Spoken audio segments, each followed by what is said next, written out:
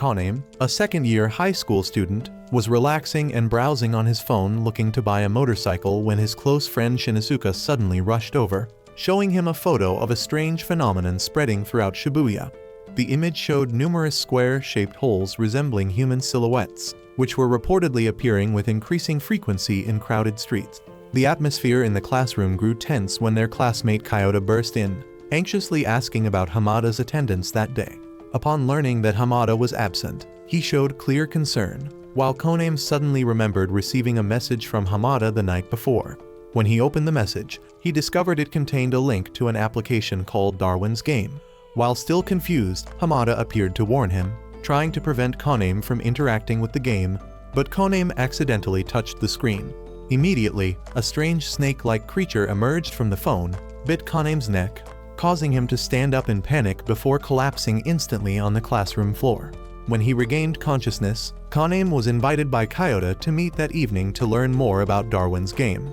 Still shocked by what had happened, he decided to take the day off from school and returned home in a state of confused thoughts. While traveling by train, the Darwin's Game application suddenly displayed a dual invitation.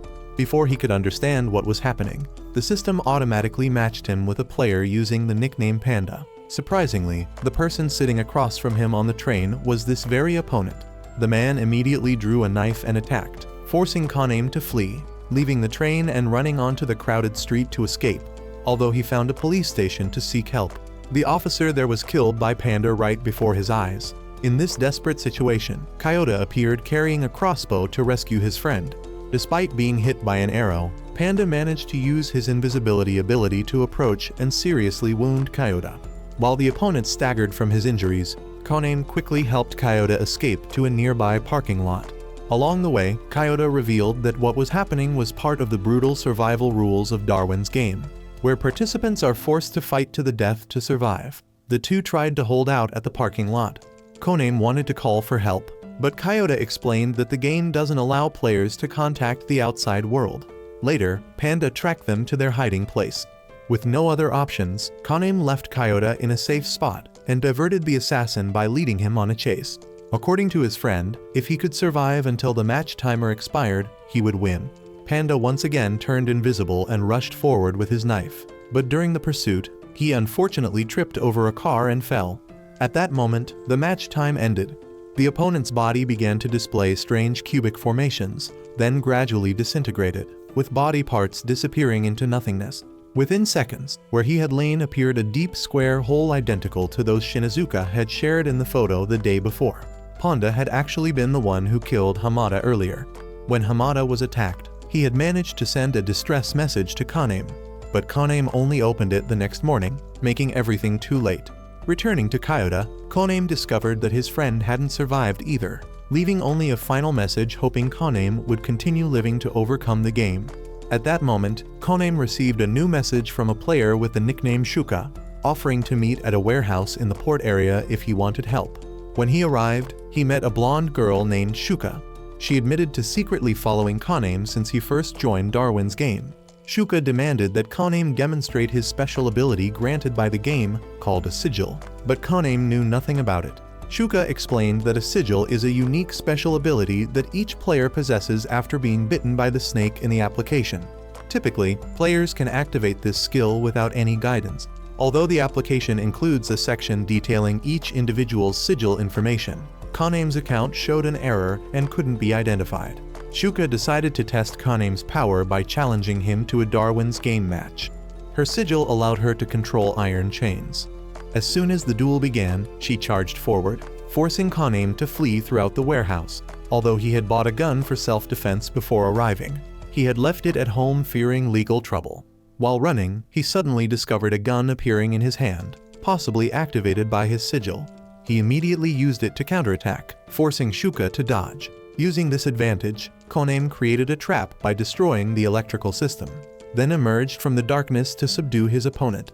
He declared that he didn't want to kill anyone unless absolutely necessary and still hoped they both could survive. Faced with Koname's determination, Shuka agreed to surrender, and from that moment considered him the leader of their group. Immediately after everything settled, Koname collapsed from exhaustion on the blonde girl's shoulder. As morning light filtered through the window cracks, Kaname slowly awoke to find himself in Shuka's apartment, the blonde girl who had been with him through the life and death battle in Darwin's game the night before. After what had happened, Shuka proactively proposed forming an alliance with Kaname to better coordinate in upcoming battles. Despite some lingering suspicion, Kaname nodded in agreement to this well-intentioned offer. However, since his level hadn't yet reached B2, he couldn't officially lead a group. Therefore, their relationship temporarily remained at the friendship level within the system. Shuka spent the morning thoroughly explaining the features of the game. She revealed that whenever players win matches, they are awarded a certain amount of points. These points can be converted into currency or used to purchase support items. One of the most useful items is called Shelter, which allows players to temporarily hide from the matching system for 1 week. During this time, no one can challenge them through the automatic feature, although direct encounters outside the game are still unavoidable if they meet opponents in real life. Immediately after, Kaname tested the conversion feature by using 10 points to exchange for cash, with a result that left him stunned that small amount of points converted to 1 million yen. The next morning, Shuka arranged to meet him at another location. Before leaving, she reminded Kaname to absolutely keep Darwin's game secret, as any disclosure of information to outsiders would be severely punished by the system. For this reason, veteran players often use the nickname D-Game instead of the full name of the game. This meeting took place in Shibuya, where a rare event, the treasure hunt, was being held today, attracting numerous players of various levels. They quickly arrived and waited for the start time. While waiting for Shuka, who had gone to the restroom, Kaname took the opportunity to browse his phone and check information. Suddenly, a stranger rushed up and snatched the device from his hand, then signaled for Kaname to follow him.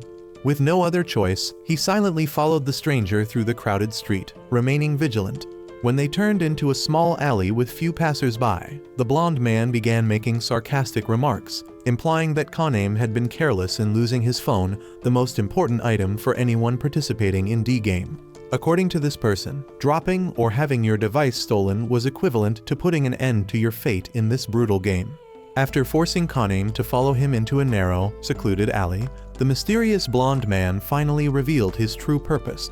He wasn't an ordinary thief, but an experienced player in Darwin's game, even belonging to a high-ranking group. His motive for approaching Kaname wasn't for the phone, but out of curiosity. He wanted to verify the capabilities of a newcomer who had just entered this fierce arena. Someone who had survived an encounter with Shuka, a legendary warrior with the nickname the Undefeated Queen, who had never lost in any match since entering the game.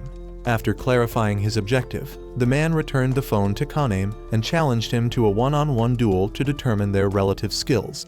For Kaname, this was a meaningless action, as he didn't want to waste energy on purposeless battles. However, his refusal didn't stop the other person.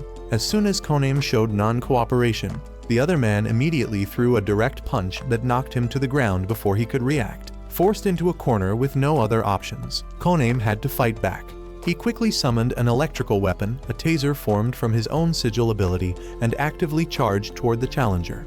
Although the other person skillfully avoided the direct attack, he carelessly allowed Kaname to steal the phone from his person.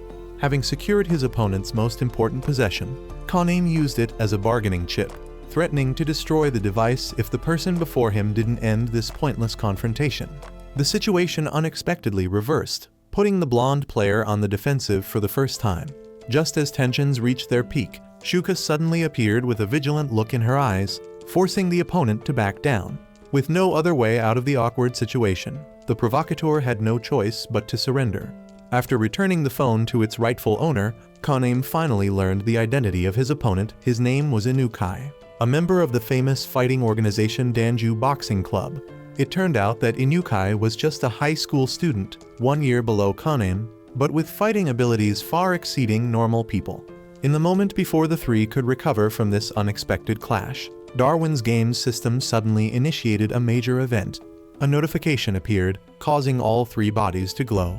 Luminous cubes appeared around them, and in the blink of an eye, each person was teleported to a completely unfamiliar location. When he regained consciousness, Kaname found himself transported to a mysterious room where the treasure hunt had officially begun. While Kaname was teleported to a strange room, Shuka appeared in the middle of a main street.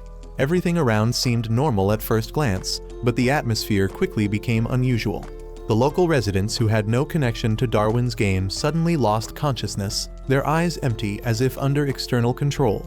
Without any prompting, they all simultaneously turned and walked home, acting as if hypnotized by an invisible force. At that moment, Shuka's phone vibrated. The familiar snake icon appeared on the screen, emitting a cold, mechanical voice, beginning to announce the rules of a completely new event, a special variant called Royal Battle. Unlike ordinary confrontations, this time the game presented a more harsh mission. All 31 players participating in the event were informed that the main task was to collect special necklaces scattered throughout the city. There were a total of 300 necklaces, divided into 7 types corresponding to 7 different point levels. The rarer they were, the higher the reward. The necklaces weren't simply prizes, but determined survival as well. Anyone who failed to collect at least 3 within 24 hours would be immediately eliminated by the system. Players could use their phone cameras or system maps to locate necklaces in the permitted area, but couldn't track the positions of other opponents. Additionally, all movement was restricted to within the game map's boundaries. Those who exceeded the limit would be dealt with without warning. As soon as he used the camera to scan the environment of the room he had been teleported to, Kanem quickly discovered an object hidden under the bed, a rare ruby necklace, worth up to 500 points, equivalent to 50 million yen when converted. Although the event had just begun, he already had a lucky start. However, this advantage was quickly dampened when Kanem realized he wasn't the only one in the building. Each floor showed signs of activity, moving shadows, the sound of careful footsteps, and doors quietly opening and closing. Sensing the lurking danger, Kanem immediately sought to leave this dangerous place. He decided not to use the elevator for fear of someone hiding in ambush. To prepare for unexpected situations, he summoned a pistol from his sigil ability, then moved quickly via the emergency stairs. When he reached the middle of the floors, he encountered another player face hidden behind a black mask, holding a rifle in a ready-to-fire position. Without time to react, Kanem was forced to turn and run back. However, all escape routes were blocked. All emergency exits had been blocked by strange plants growing densely, barring each step as if someone had deliberately created them. Pursued to a dead end with no other way out, Kanem threw away the valuable necklace he had just found as a trade-off, hoping to save his life. Seeing this action, the opponent showed contempt and didn't bother to fire his gun. Perhaps in the other's eyes, Kanem was a coward not worth wasting ammunition or energy on. He turned and left, leaving Kanem standing there, panting in the dark hallway of the deadly game that had just entered its most brutal phase. While continuing to find his way through the narrow maze of the building, Kanem unexpectedly encountered a small girl standing silently in the deserted hallway. Although only in middle school, Rain, this young girl, was a veteran player with superior tactical analysis and information gathering abilities in Darwin's game. Among players, she was regarded as a living database, always knowing details about the abilities, behaviors, and battle history of most opponents participating. Surprisingly, even Kanem, despite having joined the game recently, was already in the data file that Rain managed. The situation now became extremely tense. The main emergency exit was blocked by mutant plants growing thickly across it, forcing Kanem to consider using the elevator as a last resort. As he approached the elevator, a horrifying scene suddenly appeared.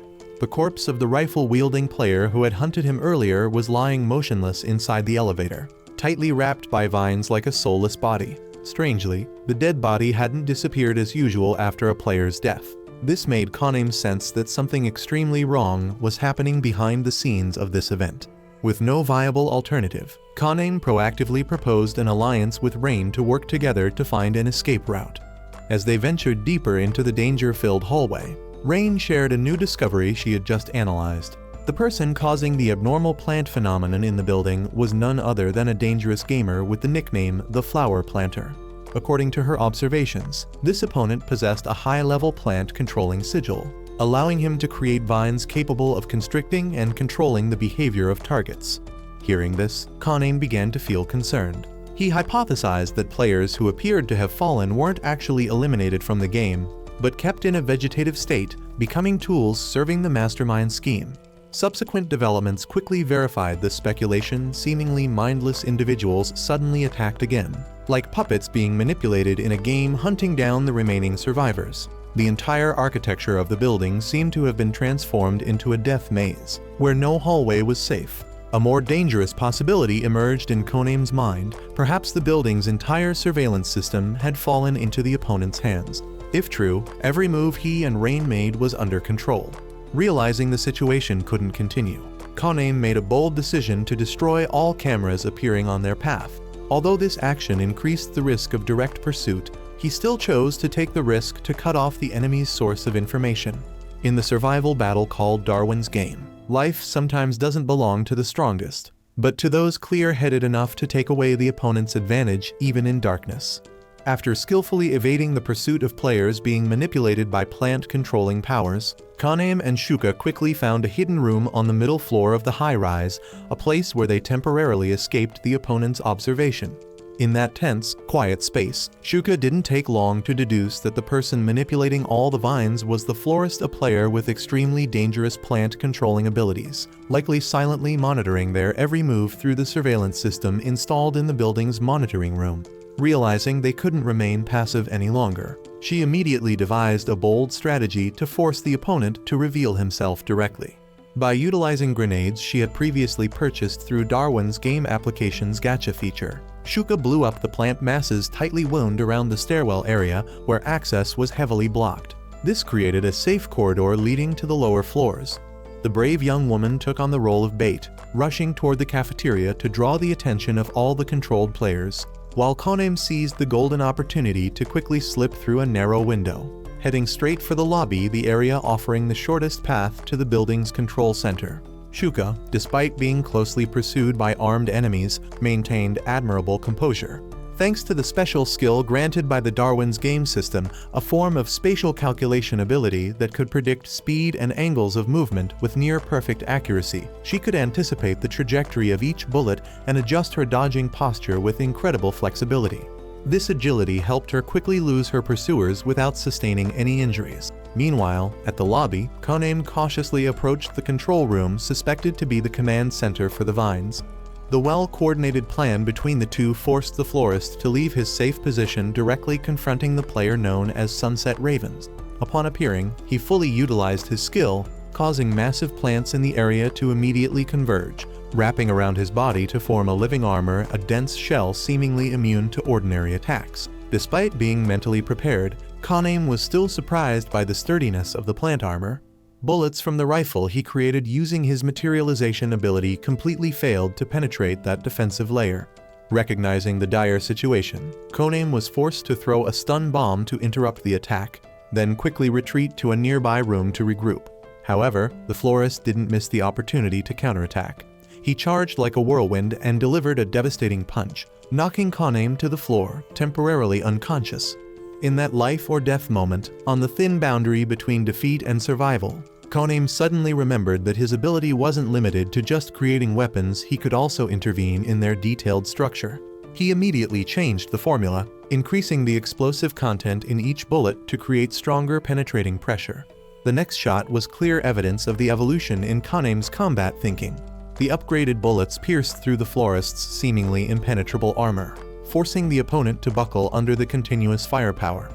Although he had the opportunity to finish him off on the spot, Koname chose to spare the other player, a humane decision rarely seen in this inherently brutal world.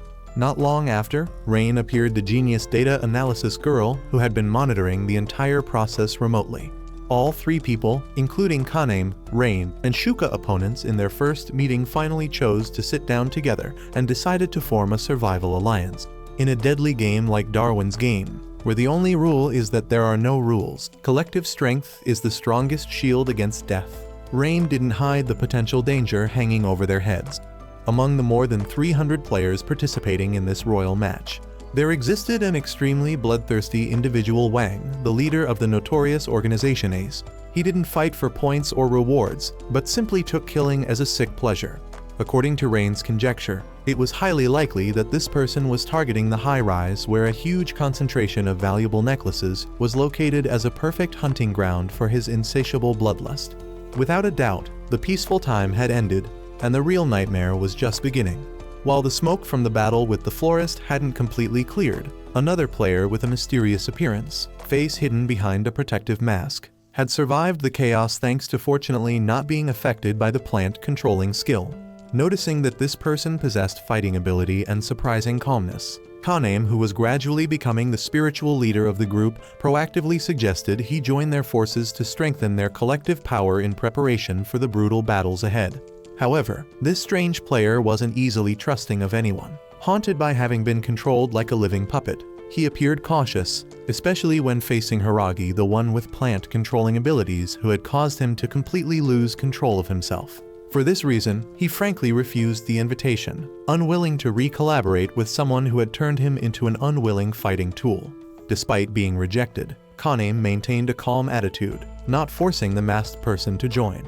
However, when he heard about Wang, the infamous leader of the Ace organization, the other's eyes suddenly changed color. Smoldering anger seemed to flare up, revealing an unresolved past.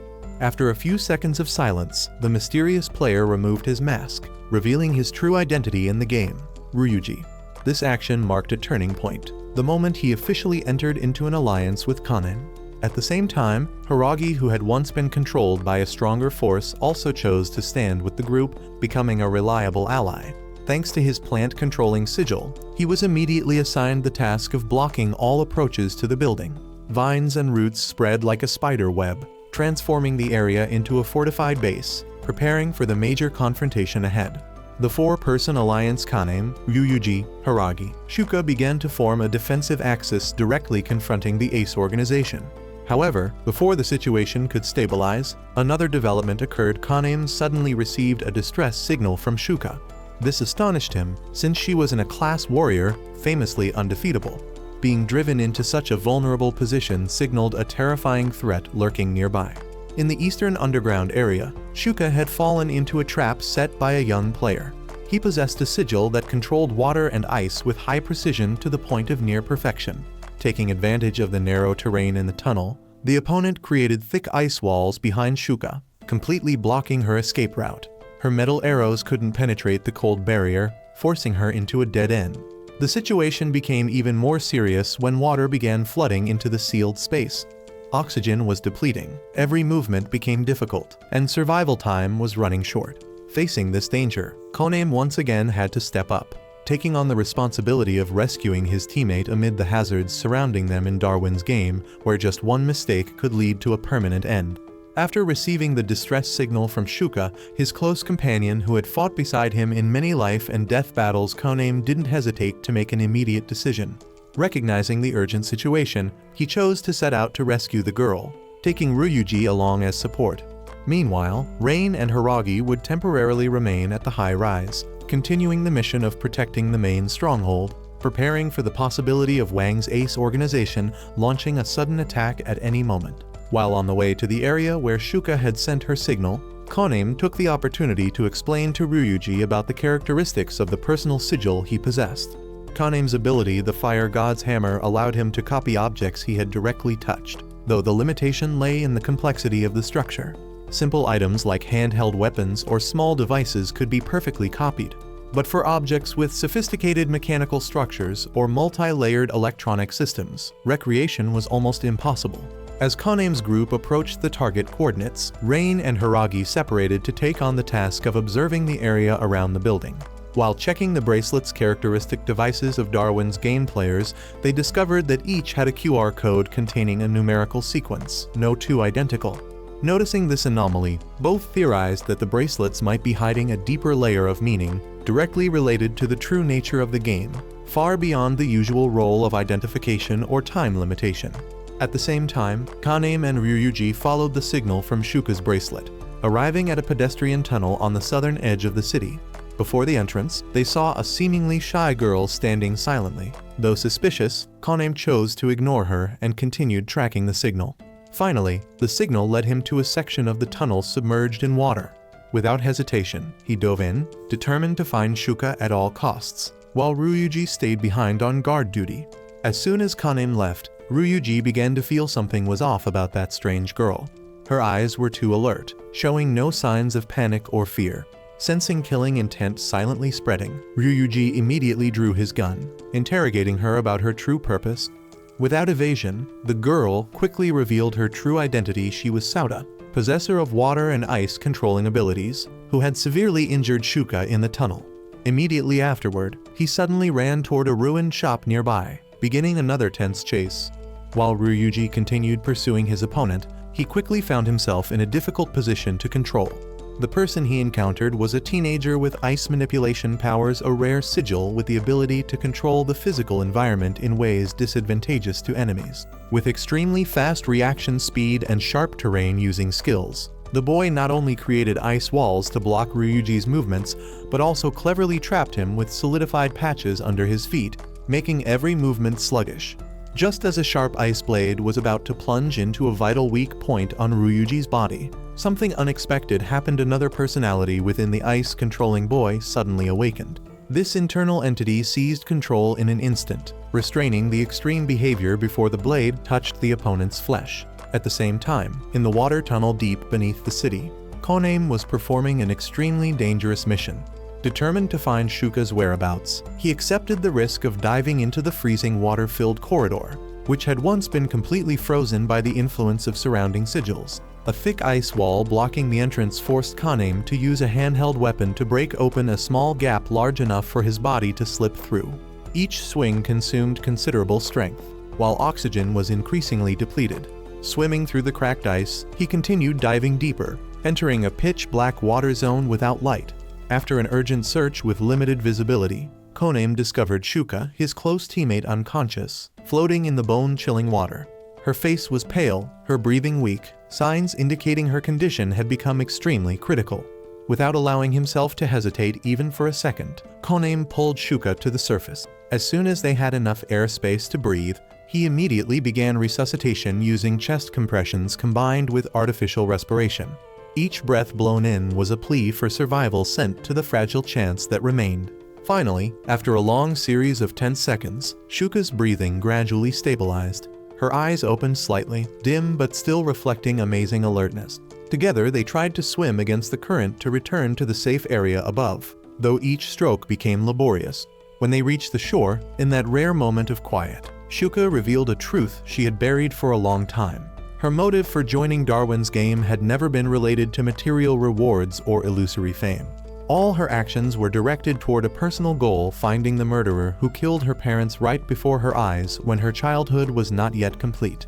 In the process of tracing the remaining details, Shuka accidentally discovered a hidden Darwin's game installation in her father's personal device.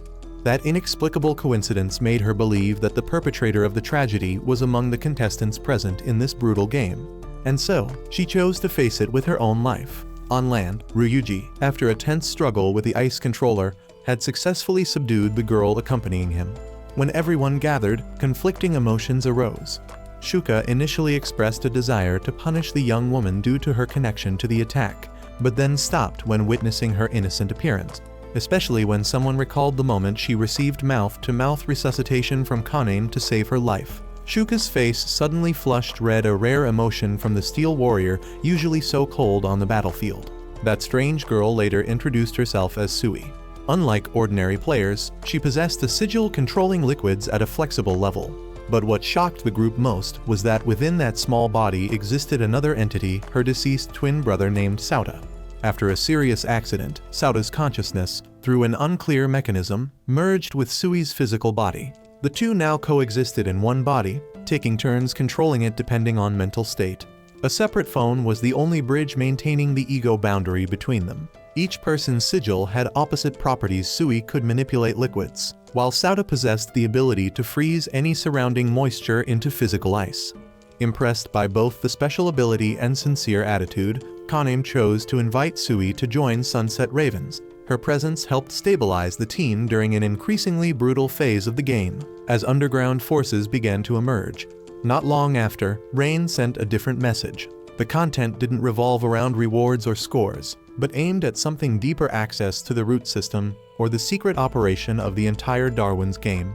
At that moment, 8th, under Wang's command, launched a major attack targeting the temporary shelter of the surviving player group. The hotel space immediately fell into chaos. Hira, the quiet but loyal warrior, recognized the critical situation.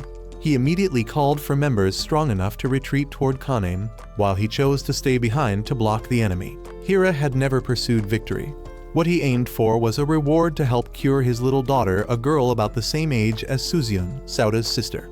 For him, every choice stemmed from a father's love. When confronting Xiang and Shuka, the two strongest warriors under Wang, Hira, despite having set careful traps, found himself at a disadvantage because the opponents possessed superior fire abilities. After defeating one of them, he was forced to make a final trade-off by activating the explosion mechanism he had prepared in advance in the basement. Hira's death wasn't simply a sacrifice, but a decision carrying an indomitable spirit, a father accepting his own immolation to preserve the path of survival for others. Kana, the youngest member of the group, but possessing extraordinary technological intelligence, unfortunately fell into Eighth's hands in a rare moment of carelessness. Wang, with his cold cruelty and deep schemes, carried out a series of psychological and physical torture against her. His purpose was to extract confidential information related to Darwin's game, including the system's operating mechanism, undisclosed elements, and data that only a few who had reached the deepest level would clearly understand. While everyone thought there was no way to recover Kana before she completely collapsed, the main force of Sunset Ravens suddenly reappeared from the darkness. With a meticulously calculated plan down to the smallest detail, they used short-range stunning transmitters to create a temporary stunning effect, paving the way for a surprise attack. In that decisive moment, they quickly eliminated the gunman escorting Kana. She was rescued by a hair's breadth, when the boundary between life and death seemed only one fragile breath apart. Immediately afterward, Koname personally escorted Kana back to a safe shelter, where she could continue the crucial mission of completely decoding Darwin's game's operating system, the cause of so many tragedies. On the front line, Shuka and Rain decided to stay behind to stop the advancing 8th unit. They proactively deployed guerrilla tactics based on the complex terrain of the abandoned urban area, using small corridors, narrow stairs, and darkness to create advantages. Their counterattacks, though not overwhelming, were extremely effective in diverting the enemy's concentration. Rain simultaneously maintained communication with Kana through the internal system, continuously sending decrypted data she had collected for parallel analysis during combat. Meanwhile, Ryuji, once a significant assassin in the underworld, chose to maintain tactical distance to create pressure on the flank. However, in an unexpected situation, he was directly ambushed, causing his left arm to be almost completely destroyed. Blood flowed continuously, but Ryuji's eyes maintained their determination. Realizing he couldn't continue fighting much longer, he quietly pulled out a grenade hidden in his protective clothing. His objective was clear: if he couldn't survive, he would at least eliminate a pillar of 8th, weakening the opponent's entire strategy from within. At the same time, Kana, after temporarily stabilizing her mental state, continued immersing herself in the complex encryption code she found in the Darwin bracelets collected throughout their journey. Initially, the numbers and symbols appeared disconnected, as if random, without following a fixed logic. However, the deeper she analyzed, the more Kana discovered strange connections between them, a secret pattern gradually emerging. Those symbols weren't merely digital equipment, but also encoded coordinates. Each bracelet carried a piece of the map leading to the ultimate prize, control of Darwin's game center, where the game's true creator had embedded from the early days. Thanks to her sharp strategic analytical mind, Rain immediately grasped the structural principle within the system. She coordinated with Kana to determine the exact location of the core safe containing the original database, something that could end Darwin's game entirely if it fell into the right hands. However, the journey there couldn't be completed without dealing with Wang. Just as Ryuji prepared to activate the fateful grenade, Kana unexpectedly returned to the battlefield. Carrying no weapons, showing no defensive posture, Kana stepped out with complete calm, her arm raised high holding a silver alloy object. It was a strange key, manufactured to high technical standards, capable of directly linking to the core database. Instead of choosing destruction, Kana proposed a solution that surprised everyone: negotiation. She was ready to exchange this key for a conditional withdrawal from 8th, not out of fear, but to prevent further unnecessary casualties. This brave action came from belief in self-determination, a decision stemming not from strength, but from profound humanity. The proposal caused both sides to cease fire momentarily. Surprise spread across the battlefield. By placing human lives at the center, rather than scores or power, Kana had unexpectedly reversed what seemed an unchangeable situation. From a deadlocked position, hope was rekindled, and for the first time, Darwin's game wasn't just a place of bloodshed, but also contained an opportunity to choose a different path. In the extremely tense moment of a fake negotiation, Koname, with amazing calmness and improvisation ability, began to release a skillfully arranged series of information related to the symbols engraved on the Darwin bracelet. He deliberately created a seemingly reasonable story to convince Wang that the key both sides were fighting for actually led to the final prize. Koname's goal wasn't simply deception, but seizing the opportunity to create an escape route and save his teammates from the risk of complete elimination. While the exchange continued, Wang wasn't completely convinced. The eighth leader maintained a vigilant attitude, because beside him was a special member Prior who possessed a sigil helping detect lies. Although clearly aware that what Koname said was partly fictional, Prior didn't intervene immediately, as he wanted to see the final result before taking action. After consideration, Wang agreed to accept the condition of handing over the key, with an accompanying clause, only guaranteeing Koname's life, while Ryuji, despite being seriously injured, would still be dealt with on the spot to ensure no one could cause surprises later. In that critical moment, Koname continued to perfectly play the role of someone ready to betray teammates in exchange for his life. He boldly declared that he didn't care about Ryuji's fate, as long as he himself was safe. However, Ryuji, who possessed a sigil allowing observation of emotions and true nuances of others, easily recognized this wasn't the truth. He was deeply moved when understanding that Koname was risking everything, including reputation or honor, just to extend time while creating a counterattack opportunity. Seizing the moment of surprise, Koname threw the key into the air, causing Wang to instinctively rush forward to grab it. At the same time, he quickly entered a code into a storage locker placed at the station gate area, not a minor detail, but the center of the entire game. The symbols on the Darwin bracelets didn't point to the prize, but actually provided coordinates and opening codes for the locker, the storage containing the core of this treasure hunt event. As soon as the locker opened, a secret mechanism inside was immediately activated. A strong beam of light flashed, causing all remaining players on the map to be randomly teleported to different areas in the city, with only Koname remaining at the scene. Before him now was a small iron box inside the locker compartment. When opened, Koname discovered a ringing phone, the only object inside. He picked up the phone anxiously, and a voice from the other end announced that he was the final winner of the special event. When allowed to make a single request as a reward, Koname didn't hesitate to express his wish to withdraw from Darwin's game, a desire that had existed in his heart for a long time. However, the answer from the administrator left him speechless. The system doesn't allow leaving the game once participation is accepted.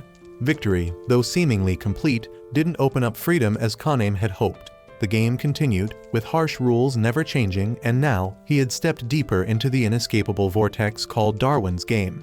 After revealing the true purpose of this survival game, the person behind the entire system confirmed that if players wanted to escape the deadly spiral, they only had two choices: either achieve absolute victory, meaning completing all challenges the system presented for the game to automatically end, or choose the more risky way, finding the hiding place of the mastermind, completely eliminating him, then destroying the entire core system of Darwin's game. After hearing everything, Koname Sudo, after some consideration, made a special privilege request, and this request was quickly approved by the system operators on the other side. In another development, Haraga's young daughter, who had sacrificed his life in the previous confrontation, finally received compensation from the insurance company. Nevertheless, the little girl's eyes were still filled with doubt, as if that tender heart still couldn't accept the painful truth about her father's sudden departure. At the same time, Ryuji Misaka, the young man carrying a heavy past, was helped by a mysterious blonde girl, who used her dragon chains to recreate his arm after it was severely damaged in battle. The girl named Kei was known as one of the key members of the Sunset Ravens Martial Arts Club, a group similar to a guild in the Darwin's game world, led by a foreign fighter named Danju. This person became famous after becoming the last survivor in the treasure hunt game that took place previously. After achieving absolute victory, Danju used his special rights to create a private arena where players could challenge each other to collect points in an environment controlled by him.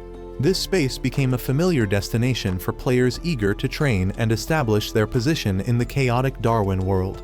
After the brutal treasure hunt closed with countless losses and sacrifices, Koname Sudo made a bold decision to change the entire landscape of Darwin's game. He no longer wanted to face the brutal forces in this deadly game alone, so he officially established his own alliance called Sunset Ravens. The group's goal was to survive to establish a new order in the chaotic world where humans are forced to fight for their lives. The core members of Sunset Ravens initially included Shuka Karino, the skilled chain-wielding female warrior who always fought alongside Kaname. Rain Kashiwagi, the genius girl with extremely accurate tactical analysis abilities. Ryuji Misaka, the former gang member who once confronted them, but now loyal to the group's ideals. And Sui, the person carrying a dual personality, the quiet girl, and her twin brother Sauda living in her subconscious. In the journey to expand their influence, Koname approached Danjo, leader of the Clan Boxing Club, a combat group operating independently in Darwin's game's underground arena system. Although this group wasn't antagonistic, they maintained a neutral attitude toward other forces. Koname saw alliance potential here and personally proposed cooperation. Danjo didn't refuse but set a clear condition. If Koname wanted to become an ally, he must accept a direct challenge with him in a one-on-one match. Despite the obvious physical disparity, Koname accepted the challenge. While Danjo was one of the 4 strongest players in the entire game, possessing biological transformation abilities making his body indestructible, immune to guns and conventional weapons, Koname only had an advantage in tactical intelligence. The match tilted heavily in Danjo's favor, but Koname's perseverance and fighting spirit made a strong impression. Although he didn't win, he still received recognition from Danjo successfully, establishing a strategic alliance with the boxing club. Just as the confrontation ended, a mysterious figure suddenly appeared. A swordswoman in pitch-black attire, face completely covered by a mask, silently stepped onto the arena. None other than Liu Zulan, the person holding the highest position on the player ranking in Darwin's game. She possessed an unusual skill, not from Sigil, the special ability in the game, but from traditional techniques existing before she entered this deadly world. That technique, called Heart Sword, was an attack striking directly at the opponent's mind, making victims have the authentic feeling that their life had just been severed, although their body suffered no injury. Right in the arena, Zulan used this technique to make Koname feel as if he had actually died in an instant. Not stopping there, she continued to easily defeat both Ryuji and Rain, 2 people who had participated in life and death battles with Wang before. After defeating the entire group, she didn't kill anyone but surprisingly captured Koname, then withdrew mysteriously. While everyone was in confusion, Rain used all her analytical abilities and available documents to investigate Liu Zulan's skills. Through the research process, she discovered that Heart Sword wasn't in the Sigil system, meaning it wasn't controlled by the game's mechanism, but came entirely from real-world training abilities. This made Zulan one of the most dangerous players, almost unpredictable. Meanwhile, Koname was tightly bound at Zulan's hideout. The strange thing was that she didn't torture, threaten, or even make demands about points or rewards. After a period of silence, Zulan coldly revealed that the reason for the kidnapping wasn't to eliminate him, but for a highly personal goal. She wanted Koname to become her husband, an unexpected declaration, completely contradictory to the brutal fighting context of Darwin's game, opened a strange turning point that no one in Sunset Ravens could have anticipated. Upon receiving information from Rain Kashiwagi about Koname Sudo's capture, Shuka Karino quickly gathered all members of Sunset Ravens to implement a rescue plan. The group immediately set out, acting decisively with the sole objective of bringing their leader back safely, at any cost. In another area, Liu Zulan, the leader of the Darwin's game rankings, began to reveal her true objective. Contrary to her usual cold appearance, she gave a surprising reason for her intention to pursue Koname, wanting to produce perfect descendants for the assassin clan she inherited. With a genetic mindset, Zulan believed that combining with someone possessing superior survival qualities like Koname would create an ideal next generation. When warned of approaching people, Zulan immediately guessed that Sunset Ravens were surrounding them. Instead of waiting for rescue, Koname made a tactical suggestion. If she escaped without injuring anyone in the group, he would consider her marriage proposal. A challenge targeting both skill and psychology. This ambiguous commitment made Zulan accept. Although confident in her ability to escape without needing to strike, she faced an elite formation and trap system set up by Koname himself. As a result, she couldn't pass the test set for her. Rather than confrontation, Zulan declared she would join Sunset Ravens as a way of acknowledging Koname's strategic talent. Despite suspicious glances from the members, Koname still accepted, with just one condition. If she betrayed the organization, she must first betray him. A brief warning, showing both calmness and absolute faith in the persuasive power of the ideal he was pursuing. Upon returning to the hideout, Kanem immediately received a video from Wam, the leader of the Undead organization from the island region. In the footage, Shinizuka Kanem's loyal friend with a chubby build was captured and threatened with death if Kanem didn't appear at the designated location. This despicable act pushed Kanem to his limit of endurance, making it impossible for him to stay calm. Unable to let his close friend face danger, Kanem immediately gathered all members of Sunset Ravens, preparing a bold action to rescue him. Accompanying them on this mission was Inukai, an experienced fighter from the Danju Boxing Club, who had previously assisted Kanem in battle. When the group approached the port area according to the coordinates in the video, they were unexpectedly blocked by Keiichi, a member of Undead who was thought to have been eliminated in the previous hotel battle, where Hiragi had used his special power to collapse the entire structure. Inukai volunteered to face Keiichi alone to prevent him from causing obstacles, creating conditions for the remaining members to carry out the main mission. Sui and Sauda quickly coordinated to eliminate the henchmen blocking the way, clearing guard posts to open the path into the warehouse. Meanwhile, Kanem and Ryuji slipped through concealed passages, silently approaching the area where Shinizuka was held captive, taking advantage of every gap to avoid drawing attention. When confronting Wang in the warehouse, Kanem not only saw his friend being miserably tortured, but also clearly felt the merciless inhumanity of the undead leader. Shinizuka had not survived the brutal torture. The moment he saw the motionless body of his friend who had shared in his struggles, Kanem was stunned, the pain in his heart burning through reason, igniting a deep anger. Wang wasn't simply an opponent, he had become a symbol of unforgivable pain. This confrontation was not just for survival, but also a declaration of war for everything Wang had done. With burning rage in his heart, Kanem and his comrades entered a life-or-death battle, determined to completely end the threat from Undead, even if it meant exchanging it for all their remaining strength. At the moment of witnessing Shinizuka's corpse, the sincere comrade who had fought by his side being brutally murdered, emotions in Kanem seemed to freeze completely. From pain transformed into cruelty, his eyes became soulless, no longer hindered by reason or mercy. Without hesitation, he drew his gun, firing a direct shot at one of Wang's subordinate. Blood splattered on the wall, without a trace of regret. In Kanem's eyes now, such people were no longer worthy of playing, they were just scum surviving through callous cruelty. Previously, Kanem had believed that most Darwin's game participants were normal people, forced to adapt to a mad world. They became brutal due to survival instinct, not by nature. However, with Undead, the organization led by Wang, he realized the boundary between virtual game and reality had been completely blurred. They acted like wild beasts both in game and in real life, meaning they had voluntarily chosen to be cold-blooded. This made Kanem make a decisive decision, initiating a clan battle with Undead, declaring he would completely eradicate this organization without mercy. In response to the declaration of war, Wang roared with anger, calling for his subordinates to charge forward and kill Kanem. However, those men were eliminated by Kanem's overwhelming firepower before they could close in. No one could stand against the precise cruelty of the Sunset Ravens leader. It wasn't just fighting, it was execution. On the other side of the battle line, Wang, enraged to the extreme, personally pursued Shuka after seeing her.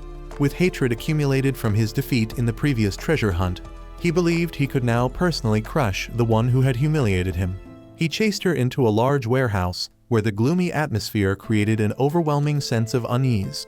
Confident in his strength, Wang charged straight at Shuka, without the slightest suspicion. However, in an instant, he froze as one of his legs was severed from his body, blood splattering, causing him to collapse onto the cold floor. Stunned by not understanding what was happening, he still tried to rise and charge again, but the nightmare wasn't over. Another invisible slash caused his right arm to fall off, the wound as clean as if cut by an invisible blade. Writhing in pain, Wang screamed in despair, continuously cursing Shuka. In his rage, a drop of blood from his forehead fell to the floor. At that moment, he realized the horrifying truth light reflecting off countless, extremely thin threads spread throughout the warehouse space. These threads were almost invisible to the naked eye, but sharp enough to easily slice through a human body with just a slight movement. Shuka, with superior skill and perfect preparation, had turned this entire room into a deadly trap. For her, an invincible warrior in close combat, it wasn't just a victory of strength, but also a cold declaration sent to those who had underestimated her. In this battle, she would not lose. At this life or death moment, Shuka finally revealed the secret of her special ability. Not merely controlling steel wire as a conventional weapon, Shuka could also make those threads vibrate at extremely high ultrasonic frequencies. Because of this, although thin and almost invisible, just one thread was enough to easily cut through skin, muscle, or even bone of anyone. It wasn't just fighting by instinct, but required a perfect combination of tactical intelligence with absolutely precise lethal skills. Realizing the truth too late, Wang was immediately overwhelmed by extreme fear. His originally arrogant spirit began to collapse. In a state of desperation, he concentrated all his remaining strength to try to crawl away from that death space. Blood flowed continuously, his body out of control, but the will to survive made him struggle to crawl toward the warehouse door, with the faint hope of finding a way to survive. However, just as he escaped outside, hope vanished when Kaname and Ryuji, who was once a high-ranking member of a gang, had been waiting there for a long time. There was no escape. With no way out, Wang knelt down begging, offering all 1,800 island points in exchange for his life. However, Kaname coldly refused. He revealed that he had used the victory privilege after the treasure hunt event, allowing unlimited point betting in battles between clans. Kaname bet over 8,000 points, far exceeding any opponent. As a result, just by winning, Wang's entire Undead clan would be permanently erased from the system, with no chance of reappearing. Despite still trying to justify himself, Wang couldn't escape. Kaname ended everything with a decisive shot punishment for the one who caused Shuka's death. At the same time, at another location, Inukai from Clan Danju was fighting fiercely with Keed, a dangerous remnant of Undead. The battle pushed both to their limits, but as soon as Wang was eliminated, the system declared Undead's complete defeat. Inukai didn't need to continue fighting. The battle officially ended. Despite the resounding victory, Kaname couldn't hide his loss. The death of Shinizuka, who had fought alongside him, left a void difficult to fill. For Kaname, Darwin's game wasn't just a survival battle, but a cruel machine crushing both humanity and lives. Before the entire Sunset Ravens, Kaname resolutely declared the path ahead. Their goal was no longer to exist or collect points. They would end it.